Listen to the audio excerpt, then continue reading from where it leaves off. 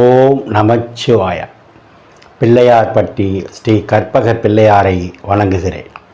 ஆதித்யாய சோமாய மங்களாய புதாயச குரு சுக்கிர சனி பெயர்ச்ச ராகுவே கேதுவே நமோ நமக. நமது வாழ்க வளமுடன் யூடியூப் சேனல் நேயர்கள் அனைவருக்கும் அன்பான வணக்கம், வாழ்த்துக்கள். நாம் இப்போ இந்த வீடியோவில் என்ன பார்க்க போகிறோம்னா, ஜூன் மாத பலன்கள் பார்க்க போகிறோம்.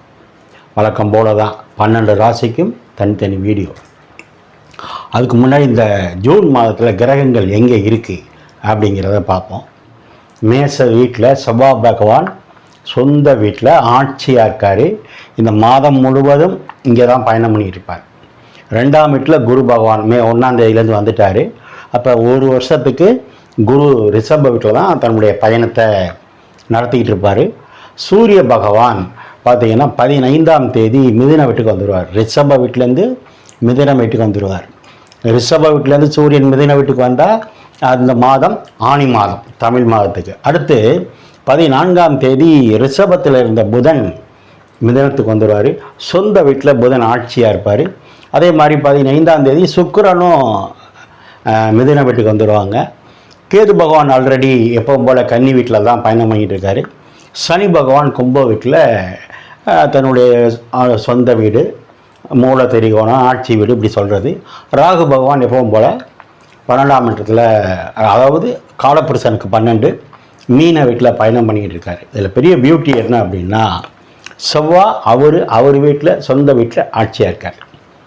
சனி பகவான் அவர் சொந்த வீட்டில் ஆட்சியாக இருக்கார். புதன் அவர் சொந்த வீட்டில் ஆட்சியாக இருக்கார். சூரியன் புதன் வீட்டில் நட்பு பெற்றிருக்கார். ஃப்ரெண்டோட வீட்டில் சூரியன் இருக்கார்.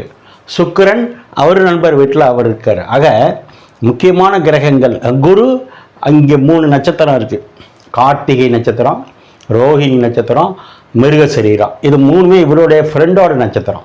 கார்த்திகைங்கிறது சூரியனுடைய நட்சத்திரம், ரோஹிணிங்கிறது சந்திரன் நட்சத்திரம், மிருகசீரீரம்ங்கிறது செவ்வாயோட நட்சத்திரம். அந்த 3 நட்சத்திரத்தில் அந்த ஒரு வருஷம் ஃபுல்லாக அவர் பயணம் பண்ண போகிறார். அப்போ நண்பர்களுடைய நட்பால் குருவை பயணம் செய்யும்போது 12 ராசிக்கும் நன்மை தான் நடக்கும். அதில் குறிப்பாக செவ்வாய் ஆட்சியாக இருக்கார். அதோட பெரிய பியூட்டி. இந்த மாதத்தில் கிரகங்கள் இப்படி தான் இருக்குது. இது என்ன சார் பொது பலன் அப்படின்னா, செவ்வாய் ஆட்சியாக இருக்கும்போது அரசியல்வாதிகளுக்கு நன்மை, சூரியன் நட்பாக இருக்கும்போது அரசாங்கத்தால் நன்மை, அரசியல்வாதிகளுக்கு நன்மை, புதிய பதவிகள் கிடைக்கும். சூரியன் நட்பில் இருக்கும்போது அரசு அதிகாரிகளுக்கு பதவி உயர்வு அல்லது புதிய வேலை வாய்ப்புகள் எல்லாம் இந்த வருஷம் ஆவணி மாதத்துக்குள்ளே நிறைய பேருக்கு அரசு பதவி அல்லது அரசு வேலை, அரசியலில் பதவி கிடைக்கும். குரு 2ல் இருக்கார். நான் சொன்ன மாதிரி காலப்புருஷனுக்கு 2 அப்படின்னா தனகாரன், தனஸ்தானம். ஏன்னா காலப்புருஷனுக்கு 2ஆம் இடம் தான் தனஸ்தானம் சொல்கிறது. அதில் குரு இருக்கும்போது பொதுவாகவே எல்லா கையிலையும் நல்லா தாராளமாக பணம் புழங்கும். ஆயுள்காரன் சொல்லக்கூடிய சனி பகவான் நல்லா இருக்கார், லாபத்தில் இருக்கார், மூல பெரிகமாக இருக்கார், ஆட்சியாக இருக்கார். கர்மக்காரனும் சனி பகவான் தான், லாபாதிபதியும் சனி பகவான் தான்.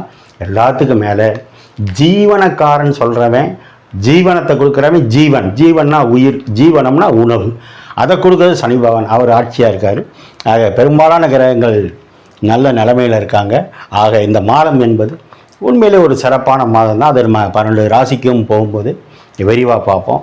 நேயர்கள் நீங்கள் இப்போ என்ன பண்ணிக்கிறீங்கன்னா, இப்போ தான் நம்ம சேனலை பார்க்குறீங்க அப்படின்னா சப்ஸ்கிரைப் பண்ணிக்கோங்க, லைக் பண்ணுங்கள், உங்கள் உறவினர் நண்பர்களுக்கெல்லாம் சொல்லுங்கள். இப்போது நம்ம வீடியோக்குள்ளே போவோம். நான் வணங்கும் அந்த பிள்ளையார்பட்டி கற்பக விநாயகர், என் குலதெய்வம் முத்துமாரியம்மன், அண்ணாமலையார் உண்ணாமலத்தாய், நான் நித்தம் வேண்டி வணங்கி நிற்கும் குமரமலையான், என்னுடைய தாய் தந்தையர் அனைவரையும் வணங்கி இந்த மாதம் உங்களுக்கு சிறப்பாக அமையணும்னு வேண்டுகிறேன். ஓம் நமச்சிவாய. இப்போ நம்ம மீன ராசியை பார்ப்போம். மீன ராசி அப்படின்னா இது ஒரு நீர் தத்துவம் உள்ள ராசி, உபய ராசின்னு சொல்கிறது. அப்படின்னா என்ன, கடல் அலை மாதிரி. அலை எப்படி கடலில் போகும் வருமோ அது மாதிரி தான் இவங்க தொழிலும் அமையும், பேச்சும் அப்படி தான் இருக்கும். நிறைய பேசுவாங்க, ஆனால் முக்கியமாக சொல்ல வேண்டியது சொல்ல மாட்டாங்க. இப்போ மீன ராசிக்கெல்லாம் 7.5 சனி நடக்குது. 30-35 வயசு கீழே இருக்கிறவங்க நான் சொன்ன மாதிரி படிப்பில் கவனமாக இருக்கணும், ஞாபக மறதி வந்துடும், வேலை அதிகமாக இருக்கும், ஆனால் சம்பளம் கம்மியாக இருக்கும். இதெல்லாம் 30 வயசு கீழே உள்ளவங்களுக்கு அதில் கவனமாக இருக்கணும், மாற்று கருத்து இல்லை. ஆனால் திருமணம் பண்ணுறதுனா பண்ணிக்கலாம், அதுக்கு இதுக்கு சம்மந்தம் கிடையாது. வீடு கட்டுறதுனா கட்டலாம், புதுசாக சொத்து வாங்குறதுனா வாங்கலாம். ஆனால் அதெல்லாம் வந்து பெரியவங்களை வச்சு செய்யலாம். வண்டி வாகனங்கள் வாங்குறதுல கொஞ்சம் தேவையான கவனங்களை செலுத்துறது நல்லது. இதெல்லாம் இந்த 30 வயசு கீழே உள்ளவங்களுக்கு.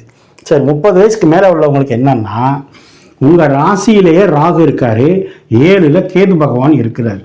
அப்படின்னா ராசியில் ராகு இருக்கும்போது உங்கள் சிந்தனைகளை பிரம்மாண்டப்படுத்துவார், விரிவுபடுத்துவார், பேராசை பட வைப்பார். பற்றக்கூடாது, பண்ணலாம். இதில் தொழிலில் விரிவுபடுத்தலாம், உழைப்பில் விரிவுபடுத்தலாம், நீங்கள் செய்கிற வேலையில் விரிவுபடுத்தலாம். ஆனால் திடீர் அதிர்ஷ்டத்தை நம்பினீங்கன்னா மாட்டிக்குவீங்க. ஏன்னா ராகு கொடுக்குற மாதிரி கொடுத்து பிடுங்கி விட்டுருவார். ஏன்னா ராகு தான் பரமபத விளையாட்டுன்னு சொல்கிறது. சரி, 7ல் கேது இருக்குது, ஆனால் குரு பார்வையில் இருக்குது. கணவன் மனைவி விட்டு கொடுத்து போகணும்னு சொன்னேன் இந்த ராகு கேது பயிற்சியிலேருந்து. இப்போ குரு பார்வை இருக்கிறதுனால சுமூகமான உறவு இருக்கும். யாருக்கு? கணவனுக்கும் மனைவிக்கும். திருமணம் பண்ணிக்கலாம், அதுக்கு இதுக்கு சம்பந்தம் கிடையாது. சரி, 2ல் யார் இருக்கா? செவ்வாய். குடும்பஸ்தானாதிபதி வாக்கில் இருக்கிறது நல்லது தான், ஆனால் பேச்சை குறைக்கணும். வாக்கில் செவ்வாய் இருந்தால் சும்மா பேசினாலே சண்டை போடுற மாதிரி இருக்கும். ராகு வேற லக்னத்தில் இருக்காரு, டென்ஷனை கிளப்பி விட்டுரும். அப்பப்போ உங்கள் வாயில் ஏதாவது ஒரு கோபமான வார்த்தை வந்துட்டு போயிடும். அதனாலே சண்டை வரும். கஸ்டமர்கிட்ட டீசெண்டாக பேசணும். அரசு அலுவலராக இருந்தால் ஆஃபீஸில் டீசெண்டாக நாகரீகமாக அடக்கி பேசணும். கணவனாக இருந்தால் மனைவிட்ட அளவோடு பேசணும், தேவையில்லாமல் பேசி மாட்டிக்கக்கூடாது. மனைவியாக இருந்தால் கணவன்கிட்ட, கணவனாக இருந்தால் மனைவிட்ட. முதலாளி தொழிலாளி கம்பெனியாக இருந்தால் முதலாளி தொழிலாளி கவனமாக இருக்கணும். குரு 3ஆம் இடத்துல இருக்கார். பொதுவாக ராசிநாதன் 3ஆம் இடத்துக்கு போகக்கூடாது, ஆனால் தொழில் ஓடும். ஏன்? உங்கள் 10ஆம் இடத்தை யார் பார்க்குறா? சூரியன் பார்க்குது. 6ஆம் வீட்டு கிரகம் சூரியன் 4லிருந்து 10 இடத்த பார்க்கலாம். அஷ்டமாதிபதினு சொல்லக்கூடிய சுக்கிரன் 10ஆம் இடத்தை பார்க்குது. 7ஆம் இடம் சொல்லக்கூடிய கலத்திரஸ்தானம் 10ஆம் இடத்தை பார்க்குது. மனைவிக்கு நல்ல வேலை வாய்ப்பு உண்டு, நல்ல வேலை கிடைக்கும். அவங்கனால அவங்களுக்கு வருமானம் வரப்போகுது. அதாவது அவங்க உங்கள் தொழிலை பிஸ்னஸை பார்த்துக்குவாங்க. சூரியன்னா அப்பா, உங்களுக்கு அவருக்கும் பிடிச்சிக்காதுனாலும் அவரும் தொழிலில் ஆதரவாக இருப்பார். சுக்கிரன்னா மனைவி, சுக்கிரன்னா மாமனார், சுக்கிரன்னா தம்பி, சுக்கிரன் சகோதரி, இவங்களும் உங்கள் தொழிலுக்கு உதவி பண்ணுவாங்க. 11ஆம் இடத்துல லாபஸ்தானத்தை குரு பார்க்குது. பணம் லாபகரமாக வரும்.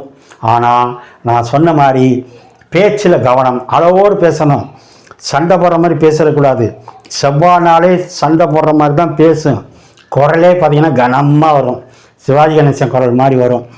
ஆனால் கண்ணு பல்லுக்கு மருத்துவ செலவு உண்டு. இந்த ஒரு மாதம் அதுக்குள்ள ஏதோ ஒரு டிஸ்டர்பன்ஸ் உண்டு, அதில் கவனமாக இருக்கணும்.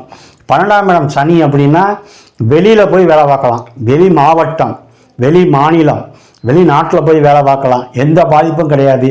தொழில் ஸ்தானம் நல்லா இருக்குது. 7ரை சனின்னா அலைச்சல் இருக்கும், அதற்கேற்ற ஊதியம் கிடைக்கும், அனுபவம் கிடைக்கும். பணம்னா என்ன, உறவுகளில் மாமான்னா யார், அத்தைன்னா யார், செவ்வாய்னா யார், இப்படி ஒரு அனுபவம் நிறையா கிடைக்கும். இந்த மாதம் தொழில் நல்லா இருக்குது, புதிய வேலைவாய்ப்பு கிடைக்கும், நல்ல கல்வி யோகம் உண்டு.